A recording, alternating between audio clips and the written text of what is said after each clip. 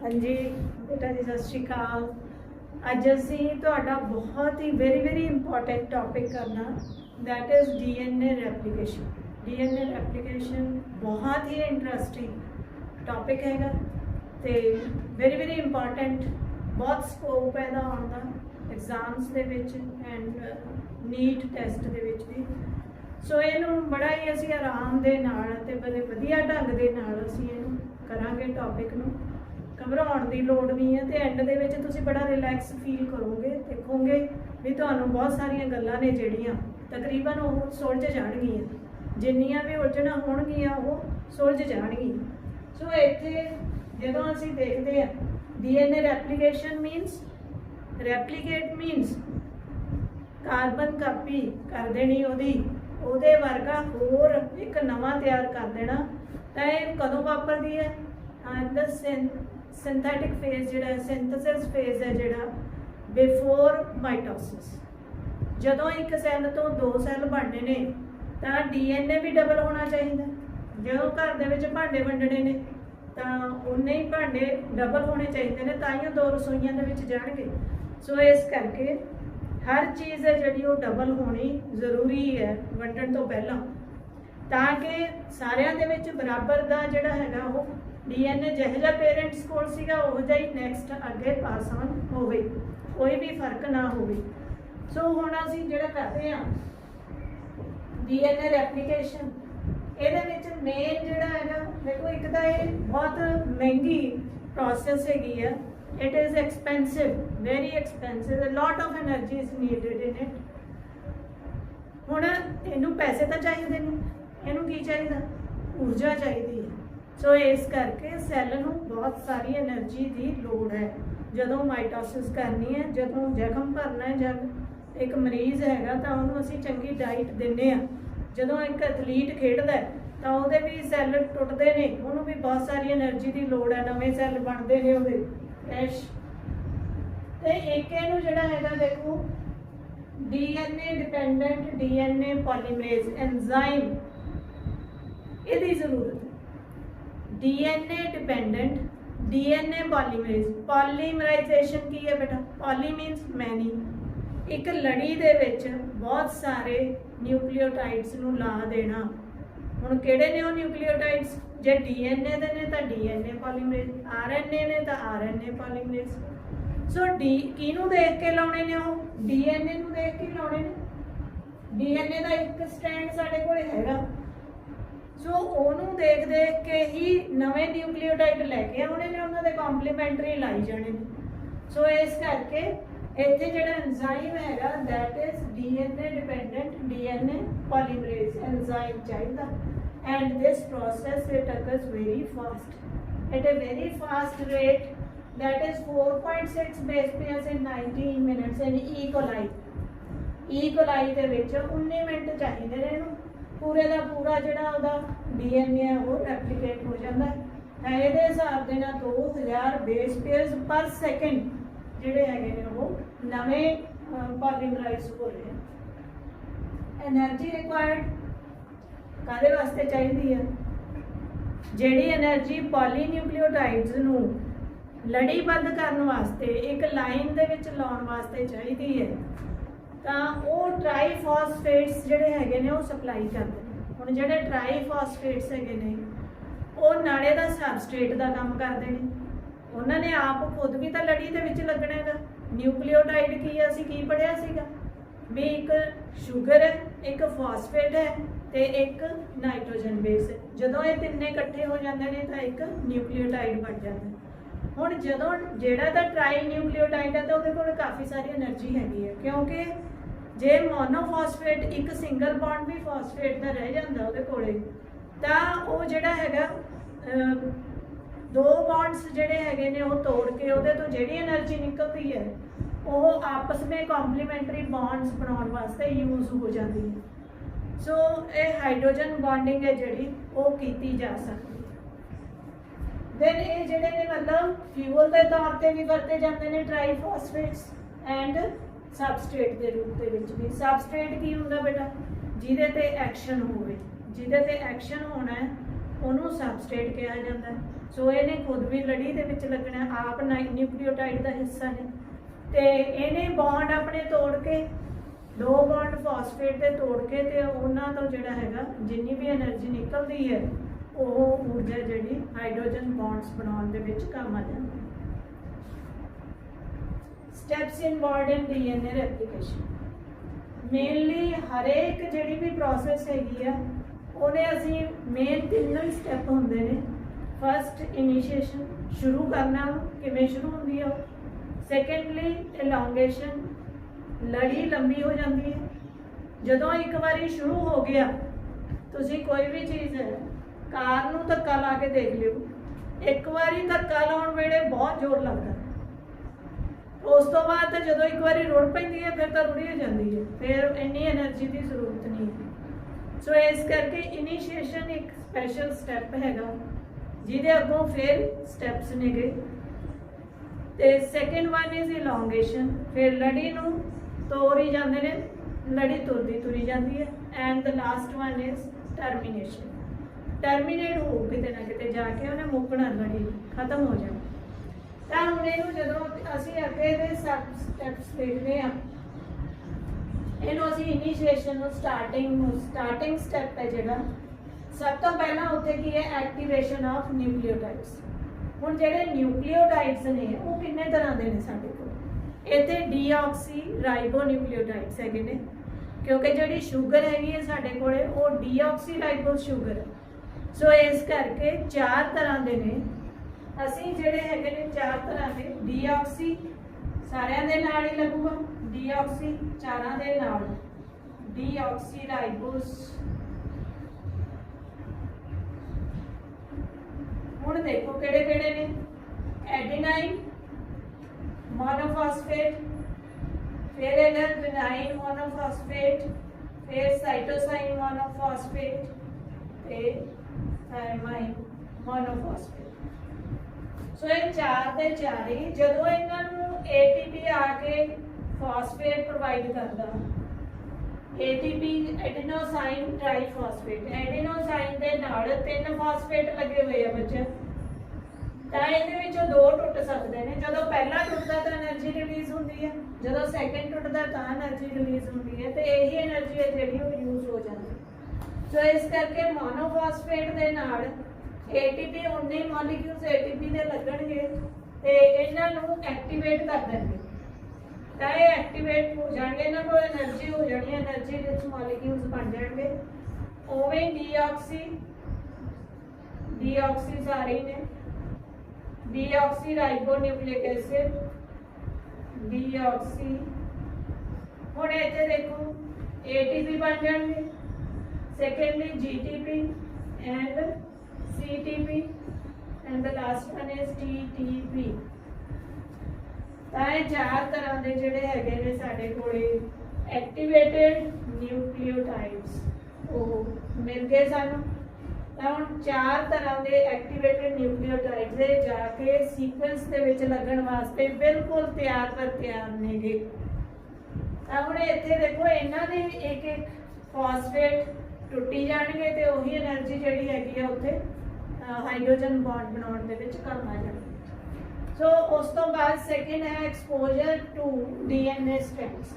ਹੁਣ ਜਦੋਂ ਪੂਰਾ ਮਟੀਰੀਅਲ ਉੱਥੇ ਇਕੱਠਾ ਹੋ ਗਿਆ ਆਲੇ ਦੁਆਲੇ ਐਕਟੀਵੇਟਿਡ ਡੀऑक्सी राइबोन्यूक्लियोटाइड्स ਇੱਥੇ DNA ਸਟ੍ਰੈਂਡ ਦੇ ਆਲੇ ਦੁਆਲੇ ਇਕੱਠੇ ਹੋ ਗਏ, ਫਿਰ ਕੀ ਹੋ ਰਿਹਾ, ਫਿਰ ਕੀ ਵਾਪਰ ਰਿਹਾ। ਆ DNA ਦਾ ਸਟ੍ਰੈਂਡ ਆ ਬੱਚਾ, DNA ਸਟ੍ਰੈਂਡ ਦੇ ਆਲੇ ਦੁਆਲੇ ਇੱਥੇ ਸਾਰੇ ਡੀऑक्सी ਰਾਈਬੋਨਿਊਕਲੀਓਟਾਈਡ ਆ ਗਏ। ਤਾਂ ਫਿਰ ਕੀ ਵਾਪਰਦਾ, ਇੱਥੇ ਇੱਕ ਐਂਜ਼ਾਈਮ ਹੈ ਹੈਲੀਕੇਜ਼ ਐਂਜ਼ਾਈਮ ਹੈ, ਇੱਥੇ ਆਉਂਦਾ ਭੱਜਿਆ ਲੱਭਦਾ ਵੀ ਉਹ ਸਾਰਾ ਸਮਾਨ ਤਾਂ ਇਕੱਠਾ ਹੋ ਗਿਆ, ਮੈਂ ਹਲੇ ਤਿਆਰੀ ਨਹੀਂ ਕੀਤੀ, ਮੈਂ ਕੰਮ ਸ਼ੁਰੂ ਨਹੀਂ ਕੀਤਾ। ਉਹ ਆ ਕੇ ਭੱਜਿਆ ਦੇਖਦਾ, ਉਹ ਕੀ ਦੇਖਦਾ, origin of replication. Origin of replication ਦੇ ਵਿੱਚ ਕੀ ਹੋਣਾ ਚਾਹੀਦਾ, ਜਿੱਥੇ A ਤੇ T ਬੌਂਡਸ ਨੇ ਜਿਹੜੇ ਉਹ ਜ਼ਿਆਦਾ ਨੇ। ਅਸੀਂ ਪਹਿਲਾਂ ਵੀ ਗੱਲ ਕਰ ਚੁੱਕੇ ਹਾਂ, ਕਿਉਂਕਿ ਇਹ 2 ਹਾਈਡਰੋਜਨ ਬੌਂਡਸ ਹੁੰਦੇ ਨੇ, ਤਾਂ ਜਿੱਥੇ ਵੀ ਇਹ ਜ਼ਿਆਦਾ ਮਾਤਰਾ ਦੇ ਵਿੱਚ ਪਿਆ ਉੱਥੇ ਹੀ ਉਹ ਮਾਰ ਕਰਦਾ, ਉੱਥੇ ਵੀਕ ਬੌਂਡਸ ਹੁੰਦੇ ਨੇ, ਤਾਂ ਉਹਨਾਂ ਨੂੰ ਫੜ ਕੇ ਖਿੱਚ ਲੈਂਦਾ, ਉਹ ਖੁੱਲ ਜਾਂਦੇ ਨੇ। 2 ਸਟ੍ਰੈਂਡਸ ਜਿਹੜੇ ਹੈਗੇ ਨੇ ਦੇ ਗੈਟ ਸੈਪਰੇਟਡ। ਇੱਥੇ ਇੱਕ ਬੱਬਲ ਜਿਹਾ ਬਣ ਜਾਂਦਾ।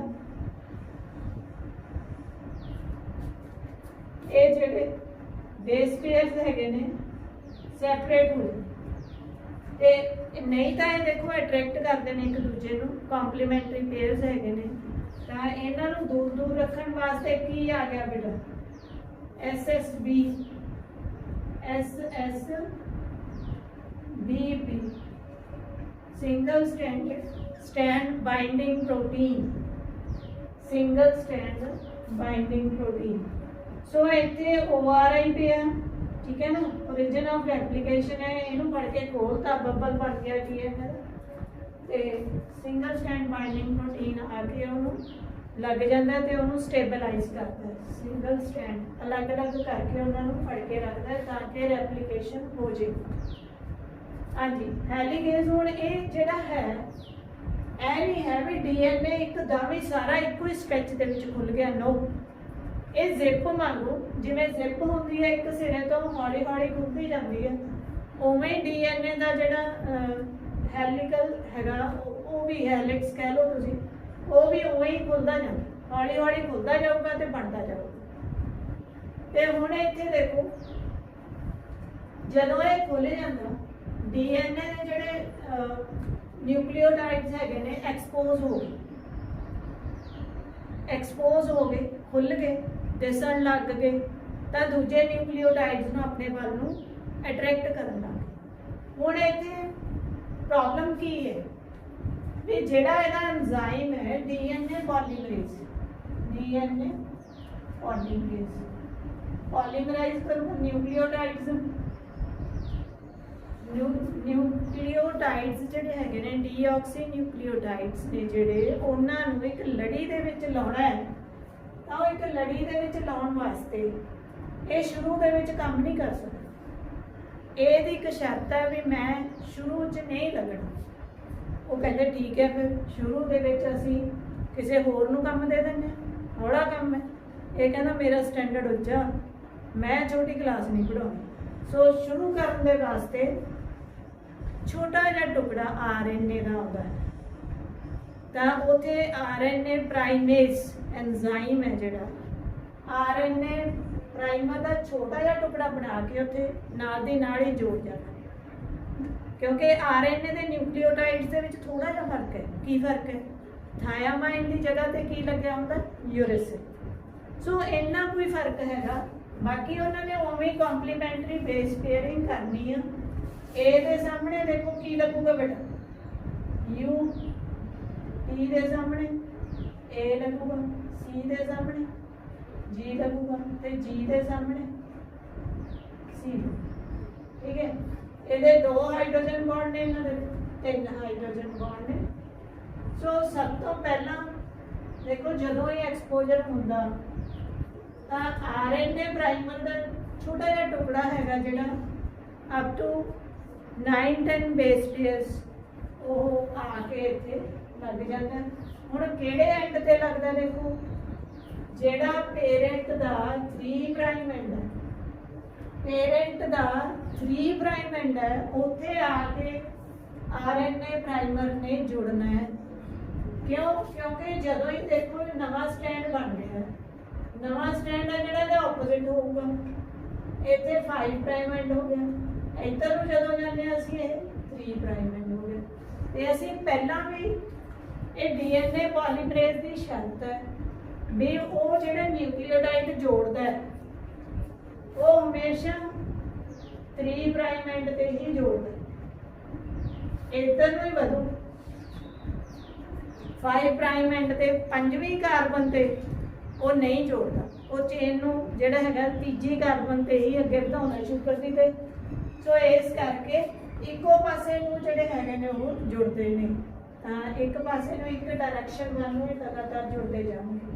हुण इत्थे जिवें जिवें हैलीकेज है जिहड़ा, हैलीकेज मीनस हैलिक्स नूं अनवाइंड करना, हैलिक्स समझ गए, गोल जिहड़ा घुम्मिया होया वो ओनूं खोल देना, ਹੁਣ ਉਹਨੂੰ ਜਦੋਂ ਕੋਇਲਿੰਗ ਨੂੰ ਅਨਵਾइंड ਕਰਦਾ ਖੋਲਦਾ ਹੈ ਹੌਲੀ ਹੌਲੀ ਹੌਲੀ ਹੌਲੀ ਉਹ ਅੱਗੇ ਦੀ ਅੱਗੇ ਖੋਲਦਾ ਤੁਰਿਆ ਜਾਂਦਾ। ਜਦੋਂ ਇੱਕ ਸਿਰੇ ਤੋਂ ਇਹ ਖੋਲਣ ਲੱਗਦਾ ਹੈ ਤਾਂ ਅੱਗੇ ਵਾਲਾ ਜਿਹੜਾ ਹੈਗਾ ਉਹ ਉੱਥੇ ਕੋਇਲ ਸੁਪਰ ਕੋਇਲਸ ਇਕੱਠੀਆਂ ਹੋ ਜਾਂਦੀਆਂ, ਉਹ ਜ਼ਿਆਦਾ ਜਿਹੜੇ ਉਹਦੇ ਗੋਲ ਗਰੁੰਡੇ ਜਿਹੇ ਨੇ ਉਹ ਜ਼ਿਆਦਾ ਇਕੱਠੇ ਹੋ ਜਾਂਦੇ। ਹੁਣ ਉਹਦੇ ਨਾਲ ਕੀ ਹੋਊਗਾ ਬੇਟਾ, ਇੱਥੇ ਜਿਹੜਾ ਹੈਗਾ ਫਿਰ ਇੱਕ ਹੋਰ ਐਂਜ਼ਾਈਮ ਆਉਂਦਾ, ਉਹਨੂੰ ਆਪਾਂ ਕਹਿੰਦੇ ਆ ਟੋਪੋਆਈਸੋਮਰੇਜ਼। ਜਿਹੜਾ ਟੋਪੋਆਈਸੋਮਰੇਜ਼ ਹੈਗਾ ਇੱਥੇ ਇੱਕ ਸ਼ਬਦ ਵਰਤਿਆ ਗਿਆ ਨਿਕ। ਨਿਕ ਮੀਨਸ ਤੁਹਾਡੀ ਬੁੱਕਸ ਦੇ ਵਿੱਚ ਤੁਹਾਨੂੰ ਮਿਲੂਗਾ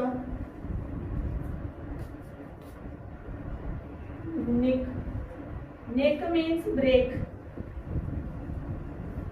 ਜੇ ਹੁਣ ਤੁਸੀਂ ਦੇਖ ਲਿਓ ਪਸ਼ਮ ਦੇ ਧਾਗੇ, ਪਸ਼ਮ ਦੇ ਦੋ ਧਾਗੇ ਹੁੰਦੇ ਨੇ, ਜਿਹੜੀ ਇੱਕ ਧਾਗਾ ਹੈਗਾ ਜਦੋਂ ਅਸੀਂ ਉਹਨੂੰ ਖੋਲਦੇ ਆ ਤਾਂ ਦੋ ਧਾਗੇ ਨਿਕਲਦੇ ਨੇ ਉਹਦੇ ਚੋਂ। ਜਦੋਂ ਤੁਸੀਂ ਉਹਨੂੰ ਐ ਖੋਲੋਗੇ ਰੀਲ ਦੇ ਧਾਗੇ ਨੂੰ ਤਾਂ ਉਹ ਕੋਇਲਸ ਨੇ ਜਿਹੜੇ ਅੱਗੇ ਅੱਗੇ ਚਲੇ ਜਾਣਗੇ, ਅੱਗੇ ਵਾਲੇ ਰੀਜਨ ਦੇ ਵਿੱਚ ਸੰਘਣੇ ਹੋ ਜਾਣਗੇ ਤੇ ਉਹ ਟਵਿਸਟ ਕਰਦਾ ਫਿਰ ਧਾਗਾ, ਹੋਰ ਟਵਿਸਟ ਕਰੀ ਜਾਂਦਾ। ਸੋ ਉਹਨੂੰ ਕਈ ਵਾਰੀ ਸਾਨੂੰ ਉਹ ਉਲਝਣਾ ਨਹੀਂ ਆ ਖੋਲਣ ਵਾਸਤੇ, ਕੋਇਲਿੰਗ ਖੋਲਣ ਵਾਸਤੇ ਫਿਰ ਸਾਨੂੰ ਤੋੜਨਾ ਪੈਂਦਾ, ਤੋੜ ਕੇ ਦੁਬਾਰੇ ਗੰਢ ਦੇਣੀ ਪੈਂਦੀ ਹੈ। ਬਿਲਕੁਲ ਉਵੇਂ ਹੀ ਇੱਥੇ ਵੀ ਨਿਕ ਮੀਨਸ ਬ੍ਰੇਕ। ਤਾਂ ਇਸ ਜਿਹੜਾ ਅੱਗੇ ਵਾਲਾ ਸਟੈਂਡ ਹੈਗਾ ਉਹਦੇ ਵਾਸਤੇ ਕੌਣ ਆ ਗਿਆ, ਉਹਦੀਆਂ ਕੋਇਲਿੰਗਸ ਨੂੰ ਖੋਲਣ ਵਾਸਤੇ ਕੌਣ ਆ ਗਿਆ, ਟੋਪੋਆਈਸੋਮਰੇਜ਼ ਐਂਜ਼ਾਈਮ ਹੈ। ਇਹ ਬ੍ਰੇਕ ਕਰਦਾ ਐਂਡ ਰੀਸੀਲ। ਇਹਨੇ ਕੀ ਕਰਨਾ, ਉਹਨੂੰ ਤੋੜਨਾ, ਤੋੜ ਕੇ ਉਹਦੇ ਬਲਜੇ ਕੱਢ ਕੇ ਉਹਨੂੰ ਦੁਬਾਰੇ ਫੇਰ ਜੋੜ ਦੇਣਾ। ਸੋ ਦਿਸ ਇਜ਼ ਐਂਜ਼ਾਈਮ ਟੋਪੋਆਈਸੋਮਰੇਜ਼। ਹੁਣ ਉਸ ਤੋਂ ਬਾਅਦ ਦੇਖੋ ਆਰਐਨਏ ਪ੍ਰਾਈਮਰ ਆ ਗਿਆ ਬੇਟਾ। ਆਰਐਨਏ ਪ੍ਰਾਈਮਰ ਜਿਹੜਾ ਹੈਗਾ, ਜਿਹੜਾ ਦਾ ਪੇਰੈਂਟ ਦਾ 3 ਪ੍ਰਾਈਮ ਐਂਡ ਹੈ, ਉਹਦੇ ਆਪੋਜ਼ਿਟ ਆ ਕੇ ਆਰਐਨਏ ਪ੍ਰਾਈਮਰ ਲੱਗ ਗਿਆ। ਪਰ ਇੱਥੇ ਦਾ 5 ਪ੍ਰਾਈਮ ਐਂਡ ਪਿਆ, ਫਿਰ ਇੱਥੇ ਕੀ ਬਣੂਗਾ, ਕਿਉਂਕਿ ਡੀਐਨਏ ਪੋਲੀਮਰੇਜ਼ ਨੇ ਉਲਟੇ ਪਾਸੇ ਨੂੰ ਜੋੜਨੇ ਹੀ ਨਹੀਂ, ਉਹਨੇ ਤਾਂ 3 ਕਾਰਬਨ ਦੇ ਹੀ ਜੋੜਨੇ। ਤਾਂ ਇਹ ਜਿੰਨਾ ਕਿ ਹਾਂਜੀ ਬੇਟਾ ਸੌਰੀ ਫॉर ਇੰਟਰਪਸ਼ਨ, ਆਪਾਂ ਕਰਦੇ ਸੀਗੇ आरएनए प्राइमर 3 प्राइम एंड ਜਿਹੜਾ पेरेंट स्टैंड हैगा ਉਹਦੇ 3 प्राइम एंड ਤੇ ਆ ਕੇ ਲੱਗਦਾ।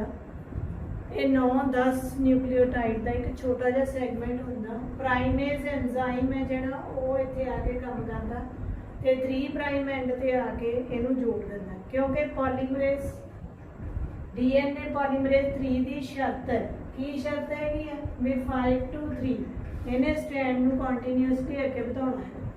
ਸੋ ਜਦੋਂ ਇੱਥੇ 3 ਪ੍ਰਾइम एंड ਹੈ ਤਾਂ ਉਹਦਾ ਆਪੋਜ਼ਿਟ ਜਿਹੜਾ ਹੈਗਾ ਕੰਪਲੀਮੈਂਟਰੀ ਕੀ ਹੋਊਗਾ 5 ਪ੍ਰਾइम एंड। ਤੇ ਉਸ ਤੋਂ ਫਿਰ ਡੀਐਨਏ ਪੋਲੀਮਰੇਜ਼ ਆ ਕੇ ਇਹਨੂੰ ਐਕਸਟੈਂਡ ਕਰਨ ਲੱਗ ਜਾਂਦਾ। ਦੈਟ ਇਜ਼ ਦ ਚੇਨ ਇਲੋਂਗੇਸ਼ਨ ਜਾਂ ਚੇਨ ਫਾਰਮੇਸ਼ਨ। ਤਾਂ ਚੇਨ ਹੈ ਜਿਹੜੀ ਉਹ ਬਣ ਜਾਂਦੀ ਹੈ। ਤਾਂ ਇਸ ਇੱਕ ਵਾਰੀ ਜਿਹੜਾ ਆਰਐਨਏ ਪ੍ਰਾਈਮਰ ਹੈ ਜਦੋਂ ਇੱਕ ਵਾਰੀ ਆ ਕੇ ਇੱਥੇ ਲੱਗ ਜਾਂਦਾ ਤਾਂ ਲਗਾਤਾਰ ਅਖੀਰ ਤੱਕ ਜਦੋਂ ਤੱਕ ਸਟੈਂਡ ਪੂਰਾ ਨਹੀਂ ਹੋ ਜਾਂਦਾ ਉਦੋਂ ਤੱਕ ਇਹ ਇਲੋਂਗੇਟ ਹੁੰਦੀ ਰਹਿੰਦੀ ਹੈ। ਉਦੋਂ ਤੱਕ ਨਿਊਕਲੀਓਟਾਈਡਸ ਨੇ ਜਿਹੜੇ ਇਹਦੇ ਵਿੱਚ ਜੁੜਦੇ ਰਹਿੰਦੇ ਨੇ। ਤਾਂ ਇਸ ਪੇਰੈਂਟ ਸਟ੍ਰੈਂਡ ਨੂੰ ਅਸੀਂ ਕਹਿੰਦੇ ਹੈਗੇ ਆ ਲੀਡਿੰਗ ਸਟ੍ਰੈਂਡ। ਲੀਡਿੰਗ ਕੰਟੀਨਿਊਸ ਲਗਾਤਾਰ ਰੈਪਲੀਕੇਟ ਹੁੰਦਾ ਰਹਿੰਦਾ। ਪਰ ਉਹ ਜਿਹੜਾ ਦੂਸਰਾ ਸਟੈਂਡ ਹੈ ਜਿੱਥੇ 5 ਪ੍ਰਾइम एंड ਹੈ ਉਹਦਾ ਕੀ ਕਰਾਂਗੇ, ਉੱਥੇ ਕੀ ਹੈਗਾ ਕਿਉਂਕਿ ਡੀਐਨਏ ਪੋਲੀਮਰੇਜ਼ ਹਮੇਸ਼ਾ 3 ਕਾਰਬਨ ਨਾਲ ਹੀ ਐਕਸਟੈਂਡ ਕਰਦਾ ਚੇਨ ਨੂੰ, 5 ਨਾਲ ਨਹੀਂ ਕਰਦਾ।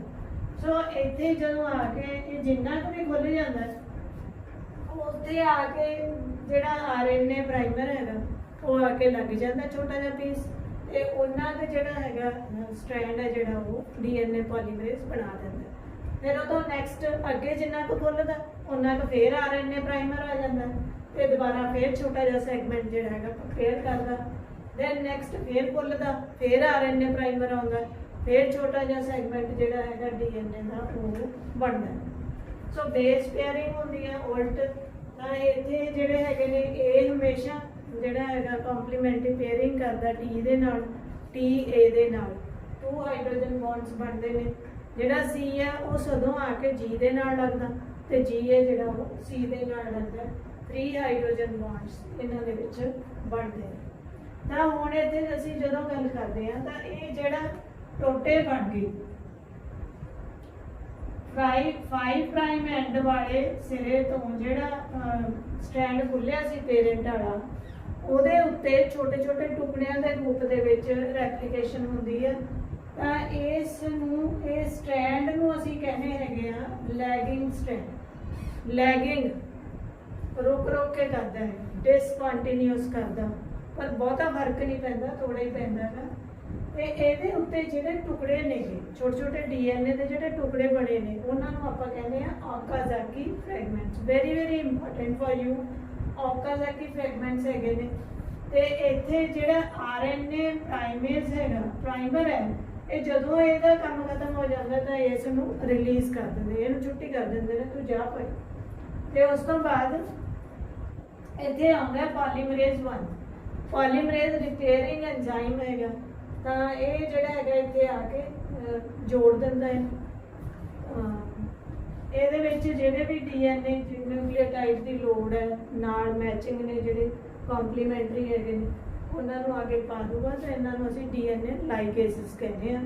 ਤਾਂ ਇਹ ਲਾਈਗੇਸਿਸ ਜਿਹੜੇ ਹੈਗੇ ਨੇ ਬਾਇਓਲੋਜੀਕਲ ਗਮਸ ਜਿਹਨਾਂ ਨੂੰ ਕਹਿੰਦੇ ਆ, ਜੋੜਨ ਦਾ ਕੰਮ ਹੀ ਕਰਦੇ ਨੇ।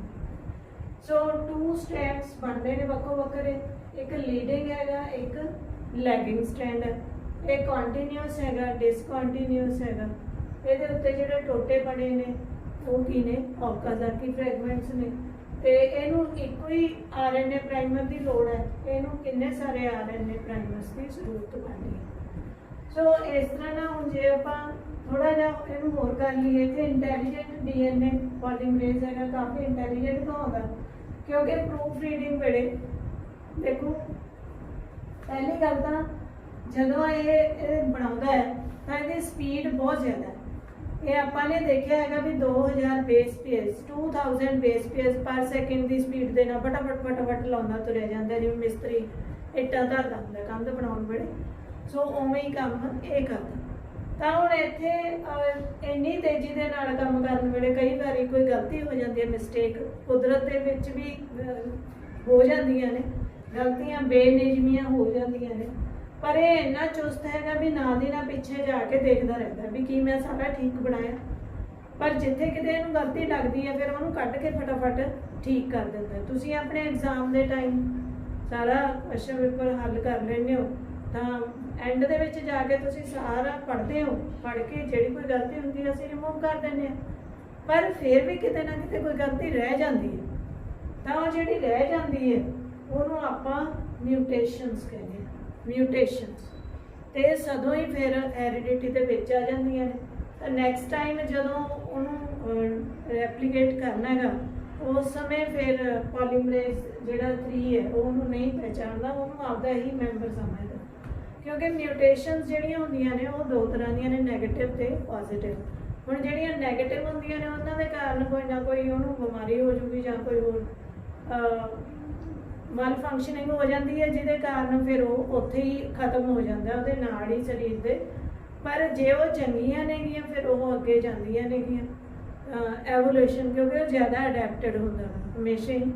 ਜੇ ਉਹ ਚੰਗੀਆਂ ਨੇ ਤਾਂ ਉੱਥੇ ਦੇ ਵਾਤਾਵਰਨ ਦੇ ਅਨੁਕੂਲ ਜ਼ਿਆਦਾ ਹੋਊਗਾ, ਤਾਂ ਇਸ ਕਰਕੇ ਇਟ ਲੀਡਸ ਟੂ ਐਵੋਲੂਸ਼ਨ। ਹਾਂਜੀ ਬੱਚਿਓ, ਹੁਣ ਆਪਾਂ ਦੇਖੀਏ ਤਾਂ DNA ਰੈਪਲੀਕੇਸ਼ਨ ਦੇ ਵਿੱਚ ਅਸੀਂ ਕੀ ਦੇਖਿਆ ਹੈਗਾ।